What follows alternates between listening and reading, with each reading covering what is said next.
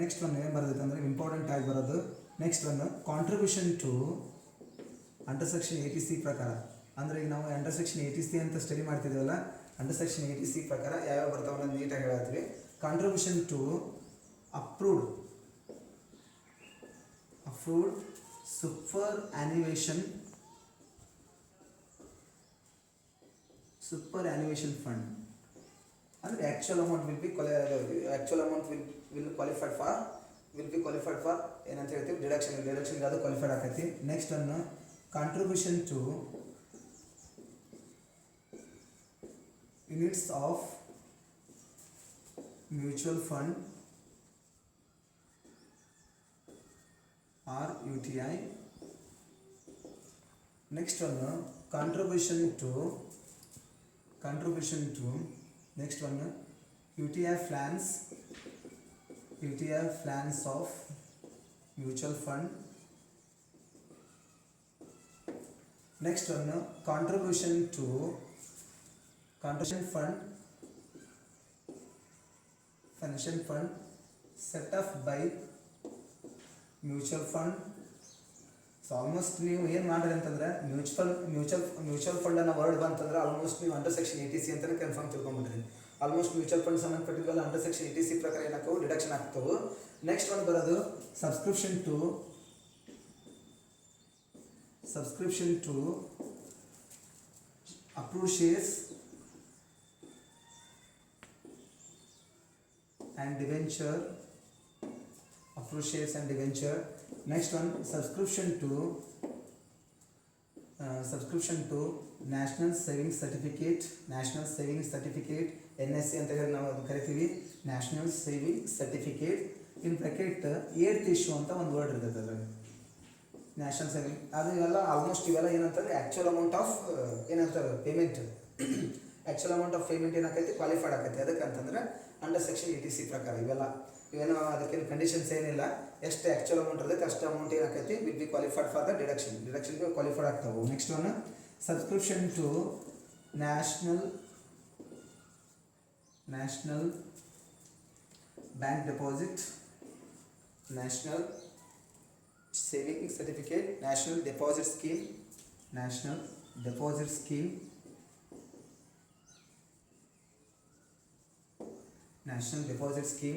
Next one is subscription to national savings certificate to government securities. So government securities amount ಇತ್ತಂದ್ರೆ ಅದು ಏನಾಕೈತಿ ಡೈರೆಕ್ಷನ್ನಾಗ apply ಆಗ್ತವೆ. Next one subscription to superannuation ಆತ. Next one subscription to approved units of mutual fund. Next one subscription to bonds of NABARD. Continue ಮಾಡಿ NABARD. These are the very important. ಅಂದರೆ ಇವೆಲ್ಲವೂ important, ಇವೆಲ್ಲ under section 80C ಪ್ರಕಾರನ ಬರ್ತಾವೆ. Next ಒಂದು ನಾವು ನೋಡೋದಾದ್ರೆ ಯಾವ್ದಂತಂದ್ರೆ CTD ಅಂತ ಕರಿತೀವಿ, cumulative time deposit in 10 years or 15 years account. will ಅಂದರೆ actual amount will be qualified for 15-year account. ಇದೇನಾಕೈತಿ ಕ್ವಾಲಿಫೈಡ್ ಆಗುತ್ತೆ. Next one very important term deposit ಅನ್ನೋ ವರ್ಡ್ ಕರಿತೀವಿ ನಾವು. Term deposit or it's also called as FD ಅಂತ ಕರಿತೀವಿ, ಅಂದರೆ fixed deposit for 5 years account. ಅಂದರೆ 5 years ಏನಾರು ಇತ್ತಂತಂದ್ರೆ ಅದು ಏನಾಕೈತಿ ಟರ್ಮ್ ಡೆಪಾಸಿಟ್ ಆಗಿರ್ಬೋದು ಅಥವಾ FD ಅಂತ ಕರಿತೀವಿ. ಅದಕ್ಕೆ fixed deposit for 5 years with scheduled bank ಅಂತ ಕರಿತೀವಿ ನಾವು.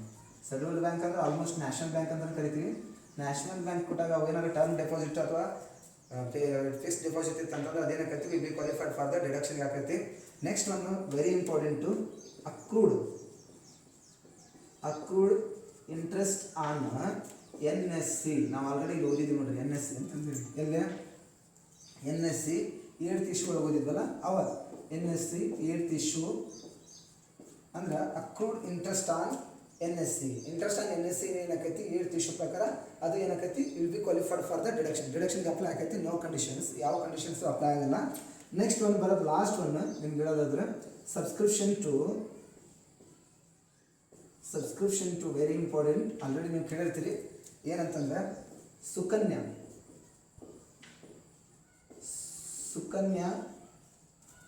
ಸಮೃದ್ಧಿ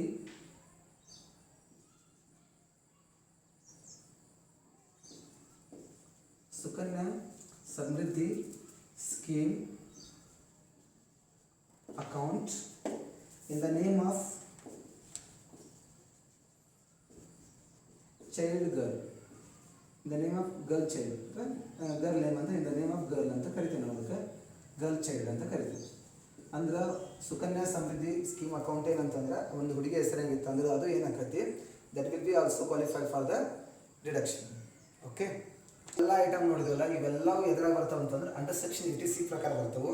ಇದ್ರ ಮೇಲೆ ಆಲ್ಮೋಸ್ಟ್ ನಿಮಗೆ 5 ಮಾರ್ಕ್ಸ್ ಕ್ವಶನ್ ಕೇಳೋದ್ರಿಂದ ಎಕ್ಸಾಮಿನೇಷನ್ ಒಳಗೆ ಆಲ್ಮೋಸ್ಟ್ ನಿಮಗೆ ಇದ್ರ ಮೇಲೆ 5 ಮಾರ್ಕ್ಸ್ ಕ್ವಶನ್ ಕೇಳ್ತಾನೆ. ಅವನು 1 by 1 ನಿಮ್ಗೆ ಏನು ಮಾಡ್ತಾ ಹೋಗ್ತಾನೆ ಅಂತಂದ್ರೆ ಫೋಟೋ ಹಾಕಿ ಅದನ್ನ ಎಕ್ಸ್ಪ್ಲೇನ್ ಮಾಡ್ತಾನೆ, ಕ್ವಶನ್ ಎಕ್ಸ್ಪ್ಲೇನ್ ಮಾಡಿ ಅದನ್ನು ಸಾಲ್ವ್ ಮಾಡಿ ಬೋರ್ಡ್ ಮೇಲೆ ಹಾಕ್ತಾನೆ. ನಿಮಗೆ ಬೋರ್ಡ್ ಮೇಲೆ ಸಾಲ್ವ್ ಮಾಡಿದ್ರೆ ನಿಮ್ಗೆ ಯೂಟ್ಯೂಬ್ ಹೆಂಗೆ ಯಾಸ್ಟೀಸ್ ಹೆಂಗೆ ಇರುತ್ತಲ್ಲ ಹಂಗೆ ನಿಮ್ಗೆ ಸಾಲ್ವ್ ಮಾಡ್ಕೊಂಡು ಹಾಕ್ತಾ ಬರ್ತೀನಿ. ಕ್ವಶನ್ ವಿತ್ ಕ್ವಶನ್ನೇ ಎಕ್ಸ್ಪ್ಲೇನ್ ಮಾಡಿರ್ತೀನಿ, ಅದು ಕ್ವಶನ್ ಡೈರೆಕ್ಟಾಗಿ ಹಾಕಿರ್ತೀನಿ ಅದರೊಳಗೆ ನಿಮ್ಮ ವಾಟ್ಸಪ್ ಗ್ರೂಪ್ ಒಳಗೆ. ಇದನ್ನು ಮಾತ್ರ ಏನು ಮಾಡಿರ್ತೇವೆ ಅಂತಂದರೆ ನೀಟಾಗಿ ಒಂದೊಂದು ಪ್ರಾಬ್ಲಮ್ ಸಾಲ್ವ್ ಮಾಡ್ಕೊಂತ ಬರ್ತೀನಿ. ಇದ್ರಾಗಿರೋಂಥ ಪ್ರತಿಯೊಂದು ಐಟಮ್ನ ನೆನಪಿಡ್ಬೇಕು. ಯಾವ ಫಾರ್ ಎಕ್ಸಾಂಪಲ್ ನಮ್ಗೆ ಒಂದು ಬ್ರೀಫ್ ಐಡಿಯಾ ತೊಗೊಂಬಂದ್ರೆ LIC ಬಂತು, LIC ಅವ್ನ ಲೈಫ್ ಮೇಲೆ ಇರಬೇಕು, ಇಲ್ಲಾಂದ್ರೆ ಅವ್ನ ಹೆಂಡತಿ ಲೈಫ್ನಾಗೆ ನೇಮ್ನಾಗ ಇರಬೇಕು, ಇಲ್ಲಾಂತಂದ್ರೆ ಹೆಂಡತಿ ಮೇಲೆ ಇರಬೇಕು, ಇಲ್ಲಾಂತಂದ್ರೆ ಅವ್ರ ಮಕ್ಕಳ ಮೇಲೆ ಇರಬೇಕು. ಇನ್ನು ಅವ್ನ ಪೇರೆಂಟ್ಸ್ ಮೇಲೆ ಬ್ರದರ್ಸ್ ಸಿಸ್ಟರ್ಸ್ ಮೇಲೆ ಇತ್ತಂದ್ರೆ ಬರೋಂಗಿಲ್ಲ. ನೆಕ್ಸ್ಟ್ ಅದಾದ್ಮೇಲೆ ಏನು ನೋಡಿದ್ವಿ ನಾವು, ಟ್ಯೂಷನ್ ಫೀಸ್ ನೋಡಿದ್ವಿ. ಟ್ಯೂಷನ್ ಫೀಸ್ ಒಳಗೆ ಸಮ್ ಕಂಡೀಷನ್ಸ್ ನೋಡಿದ್ವಿ. ಮ್ಯಾಕ್ಸಿಮಮ್ 2 children ಎಷ್ಟು ಅಪ್ಲೈ ಆಕೈತಿ ಅದೊಂದು ನೆನಪಿಟ್ಟು ಮೇನ್ ಆಗಿ. Actual amount will be qualified for the actual amount of tuition fees will be qualified for the ಡಿಡಕ್ಷನ್ಗೆ ಅಪ್ಲೈ ಹಾಕವು. ಅಲ್ಲಿಂದ ನೆಕ್ಸ್ಟ್ ಒಂದು ನಾವೇನು ನೋಡಿದ್ವಿ ಅಂತಂದ್ರೆ ಇದು ನೋಡಿದ್ವಿ, ಏನು annuity plans of LIC annuity plans ನೋಡಿದ್ವಿ, ಅಥವಾ they are also called as pension plans ಅಂತ ನೋಡಿದ್ವಿ. ಯಾವ ಜೀವನ ಆಧಾರ ಅವನ್ನೆಲ್ಲ ನೋಡಿದ್ವಿ, ಅವೆಲ್ಲ ಡಿಡಕ್ಷನ್ಗೆ ಅಪ್ಲೈ ಆಗ್ತವೆ. ನೆಕ್ಸ್ಟ್ ಒಂದು ನಾವು ನೋಡ್ತಾ ಬಂದಂಗೆ ಕಾಂಟ್ರಿಬ್ಯೂಷನ್ ಟು RPF, SPF ಮತ್ತು PPF ನೋಡಿದ್ವಿ.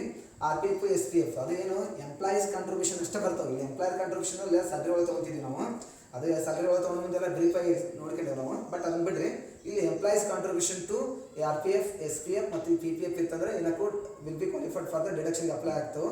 ಅದರೊಳಗೂ PPFಗೆ ನಿಮ್ಗೆ ಸಮ್ ಕಂಡೀಷನ್ಸ್ ಇದೆ. ಮಿನಿಮಮ್ ಕಾಂಟ್ರಿಬ್ಯೂಷನ್ 500 ಇರಬೇಕು, ಮ್ಯಾಕ್ಸಿಮಮ್ ಕಾಂಟ್ರಿಬ್ಯೂಷನ್ನು 1,50,000 ಇರ್ಬೇಕಂತ ಹೇಳಿ. ನೆಕ್ಸ್ಟ್ ಒಂದು ಅಲ್ಲಿಂದ ಬಂತಂದ್ರೆ ಯಾವ ಬಂದು ಇವು ಬಂದಲ್ಲ, contribution to approved superannuation fund. Next ಒಂದು contribution to units of mutual fund and UTI ಮತ್ತು ಮ್ಯೂಚುವಲ್ ಫಂಡ್ ಅನ್ನೋ ವರ್ಡ್ ಬಂತಂದ್ರೆ ಆಲ್ಮೋಸ್ಟ್ ನೀವು ಅಂಡರ್ ಸೆಕ್ಷನ್ 80C ಪ್ರಕಾರ ಇಲ್ಲಿ ಹಾಕ್ಬಿಟ್ರಿ ಅವನು. ಓಕೆ, ಯಾಕಂದ್ರೆ almost they are the income from the mutual fund and UTI almost they are exempted from the taxable ಅಂತ ಹೇಳ್ತೇವೆ ನಾವು. ನೆಕ್ಸ್ಟ್ ಒಂದು contribution to UTI plans of mutual fund ಅಂತ ಹೇಳಿದ್ವಿ. ನೆಕ್ಸ್ಟ್ ಒಂದು contribution to pension fund set up by the mutual fund. Next ಒಂದು subscription to approved shares and debenture. Next ಒಂದು subscription to NST, ಇದು very important, subscription to NST of 8 issues. Next ಒಂದು national deposit scheme ಬರುತ್ತಾ, government securities ಅಂದರೆ contribution or subscription to government security, subscription to approved units of mutual fund ಆಗಿರ್ಬೋದು, subscription to bonds of NABARD. Next ಒಂದು CTD cumulative term deposit ಅಂತ ಕರಿತೀವಿ, ಅಥವಾ cumulative time deposit ಅಂತ ಕರಿತೀವಿ ನಾವು. ಇನ್ನು 10 years and 15 years ಅಕೌಂಟ್ ಅಂತ ಹೇಳಿ actual amount will be qualified for the deduction. Term deposit with scheduled bank ಅಂತ ಕರಿತೀವಿ. ಶೆಡ್ಯೂಲ್ಡ್ ಬ್ಯಾಂಕ್ ಅಂತಂದ್ರೆ ಅಂತ ಕ್ಯಾಪಿಟಲ್ ವಿತ್ 5 lakh ಅಂತ ಹೇಳ್ತೇವೆ ನಾವು. 5 lakh ಕ್ಯಾಪಿಟಲ್ ಇದ್ದಂಥ ಎಲ್ಲವೂ ಬ್ಯಾಂಕ್ಗಳು ಅಂಥವಕ್ಕೆಲ್ಲ ನಾವು ಏನಂತ ಕರಿತೀವಿ, ಶೆಡ್ಯೂಲ್ಡ್ ಬ್ಯಾಂಕ್ ಅಂತ ಕರಿತೀವಿ. ಸೊ ಅದಾಗ ಶೆಡ್ಯೂಲ್ಡ್ ಬ್ಯಾಂಕ್ ಒಳಗೆ ಏನಾಯ್ತು, ಫಿಕ್ಸ್ ಡೆಪಾಸಿಟ್ ಅಥವಾ ಟರ್ಮ್ ಡೆಪಾಸಿಟ್ ಇತ್ತಂತಂದ್ರೆ ಅದು ಎಷ್ಟು ಏನಿರಬೇಕು, 5 years ಇರಬೇಕು. ಇತ್ತಂತಂದ್ರೆ that will be also qualified for the ಇದು ಡಿಡಕ್ಷನ್. ನೆಕ್ಸ್ಟ್ ಒಂದು ಅಕ್ರೂಡ್ ಇಂಟ್ರೆಸ್ಟ್ ಆನ್ NSC ಅಂತ ಹೇಳ್ತೀವಿ, ನ್ಯಾಷನಲ್ ಸೇವಿಂಗ್ ಸರ್ಟಿಫಿಕೇಟ್ ಮೇಲೆ. ಅದು 8 issue ಇಲ್ಲಿರ್ತಲ್ಲ, ಅದ್ರ ಮೇಲೆ ಇದ್ದಂಥ ಇಂಟ್ರೆಸ್ಟ್ ಎಲ್ಲ ಏನಕ್ಕೈತಿ ಎಕ್ಸೆಂಪ್ಟೆಡ್ ಆಗೈತಿ, no any conditions. Subscription to last one Sukanya Samriddhi scheme account in the name of girl child ಅಂತ ಹೇಳ್ತೀವಿ.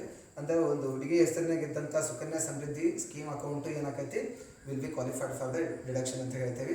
These are the very important deductions under section 80C ಪ್ರಕಾರ ಬಂದಂಥ ಎಲ್ಲ ಡಿಡಕ್ಷನ್ಸ್ ಇವು.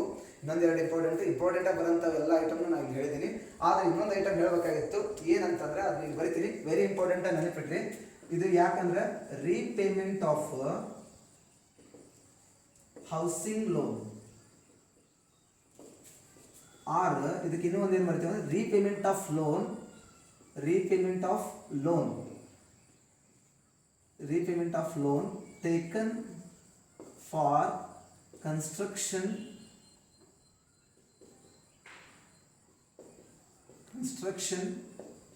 or purchase of residential house. Residential ಹೌಸ್ನ ನಾವು purchase ಮಾಡೋಕ್ಕೋಸ್ಕರ loan ತೊಗೊಂಡಿರ್ತಾವಲ್ಲ, ಆ ಲೋನ್ ಮೇಲೆ ಅದಂತ ಎಲ್ಲ ಅಂದ್ರೆ ಆ ರೀಪೇಮೆಂಟ್ ಆಫ್ ಹೌಸಿಂಗ್ ಲೋನ್, ಆ ರೀಪೇಮೆಂಟ್ ಮಾಡಿರ್ತಾವಲ್ಲ ನಾವು, ಅದೇನಾಕೈತಿ ಡಿಡಕ್ಷನ್ಗೆ ಅಪ್ಲೈ ಆಕೈತಿ. ಒನ್ಲಿ ಏನು ಅಪ್ಲೈ ಆಕೈತಿ ಅಂದ್ರೆ ಪ್ರಿನ್ಸಿಪಲ್ ಅಮೌಂಟ್ ಅಷ್ಟೇ ಏನಾಕೈತಿ ಅಪ್ಲೈ ಆಗತ್ತೆ. ಏನು ಪ್ರಿನ್ಸಿಪಲ್ ಅಮೌಂಟ್ ಒನ್ಲಿ ಏನಾಕೈತಿ, ಪ್ರಿನ್ಸಿಪಲ್ ಅಮೌಂಟ್ ಒನ್ಲಿ ಎಲಿಜಿಬಲ್, ಅಥವಾ principal amount only will be qualified for the deduction ಅಂತ ಹೇಳುತ್ತೆ. ಡಿಡಕ್ಷನ್ಗೆ ಕ್ವಾಲಿಫೈಡ್ ಆಕೈತಿ ಅಂಡರ್ ಸೆಕ್ಷನ್ 80C ಪ್ರಕಾರ. ವೆರಿ ಇಂಪಾರ್ಟೆಂಟ್ ಆಗಿ ನೋಡ್ತೀರಿ, ಆಲ್ಮೋಸ್ಟ್ ಟೈಮ್ಸ್ ಇದು ಕೊಟ್ಟಿರ್ತಾನೆ.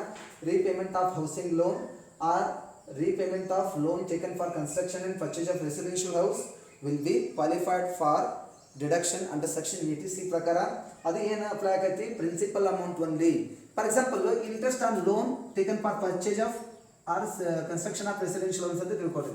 ಒಂದು ರೆಸಿಡೆನ್ಷಿಯಲ್ ಹೌಸ್ನ ಪರ್ಚೇಸ್ ಮಾಡೋಕೆ ಅಥವಾ ಕನ್ಸ್ಟ್ರಕ್ಷನ್ ಮಾಡೋಕೆ ತಗೊಂಡಂಥ ಲೋನ್ ಮೇಲೆ ಇದ್ದಂಥ ಇಂಟ್ರೆಸ್ಟ್ ನಾವೆಲ್ಲಿ ತೊಗೊತಿದ್ವಿ ಅಂದ್ರೆ ಇನ್ನು ಇದನ್ನು ಚಾಪ್ಟರ್ ಎಚ್ ಪಿ ಅಂದರೆ ಹೌಸ್ ಪ್ರಾಪರ್ಟಿ ಚಾಪ್ಟರ್ ಒಳಗೆ ನಾವು ಅಂಡರ್ ಸೆಕ್ಷನ್ ಅಂದರೆ ಡಿಡಕ್ಷನ್ ಅಂಡರ್ ಸೆಕ್ಷನ್ ತೊಗೊತಿದ್ವಿ. ನಾನು ನೆನಪಿರ್ಬೋದು ನಿಮಗೆ, ಡಿಡಕ್ಷನ್ ಅಂಡರ್ ಸೆಕ್ಷನ್ 24 ಪ್ರಕಾರ ನಾವು ಒಂದನೇ item standard deduction, second item interest on loan ಅಂತ ತೊಗೊತಿದ್ವಿ, ನೆನಪಿರ್ಬೋದು ನಿಮಗೆ. ಅಲ್ಲಿ ತೊಗೊತೀವಿ. That is why only you should take principal amount in the chapter of deduction. Deduction ಒಳಗೆ repayment of housing loan ಒಳಗೆ only principal amount ಅಂತ ತಗೋಬೇಕು, should not take interest amount. Thank you. ಇನ್ನು ರಿಮೈನಿಂಗ್ ಪ್ರಾಬ್ಲಮ್ಸ್ಗೆ ಇದಕ್ಕೆ ಅಷ್ಟೇ ಸಂಬಂಧಪಟ್ಟಂಥ ಪ್ರಾಬ್ಲಮ್ಸ್ನ ನಾನು ಸಾಲ್ವ್ ಮಾಡಿ ನಿಮಗೆ ಮತ್ತೆ ಯೂಟ್ಯೂಬ್ನಾಗ ಹಾಕ್ತೀನಿ. ಇದಾದ್ಮೇಲೆ ಮತ್ತೆ ಉಳಿದಂಥ ಡಿಡಕ್ಷನ್ಸ್ ಅದಾವೆ. ಇನ್ನು ನಾ ಈ ಜಸ್ಟ್ ಐ ಸಾಲ್ವ್ಡ್ ETC ಅಷ್ಟೇ ಸಾಲ್ವ್ ಮಾಡಿದ್ದೀವಿ. ಇನ್ನು ಮುಂದೆ ಬರೋಂಥ ಎಲ್ಲ ಇಂಪಾರ್ಟೆಂಟ್ ಡಿಡಕ್ಷನ್ಸ್ ಅದಾವು, ಅವ್ನು ಮತ್ತೆ ತೊಗೊಳೋಣಂತೆ. ಈಗ ಇದ್ರ ಮೇಲೆ ಸಂಬಂಧಪಟ್ಟಂಥ ಪ್ರಾಬ್ಲಮ್ನ ನಿಮ್ಗೆ ಹಾಕ್ತೀನಿ. Thank you.